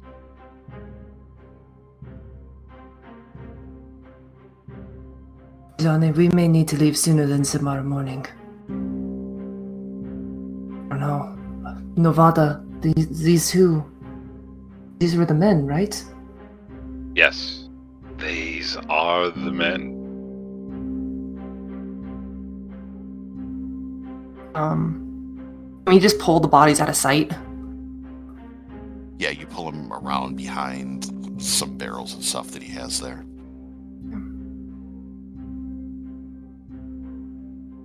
Cora's gonna check the bodies and see if she can find anything on them. You pat them down and you check them. They both have money pouches, 4 silver in each. And when you search them, you pull back the shirt of one of them, and on his right pectoral muscle, you see the symbol of Greatus, the god of nightmares. And that's where we'll end. Ah! No! So wait, what was it? Did it look like a tattoo? Yeah, it looked like a tattoo. Okay. All right. So, thank you everyone for joining us. This was episode 3 of Dorks Are Dangerous, Chronicles 1. And for those of you that support us on Patreon, you can tune in to Table for D4 immediately after this, or before this. Is up to you on however you want to do it. But I guess we'll let Kaylee and Michelle sign us off. Well, that was fun. That was fun. Totally. Some interesting things getting into Delkot and the immediate pickpocketing welcome and all that stuff that Delkot I think would be famous for. Yeah, that was definitely a welcome for Creed, having never been to the city. Yeah. There's so many things that I want to talk about, but I will save it for Table for D4. So thanks for joining us, everyone, for Dorks Are Dangerous, and support our social media, our Patreon if you like what we're doing. And,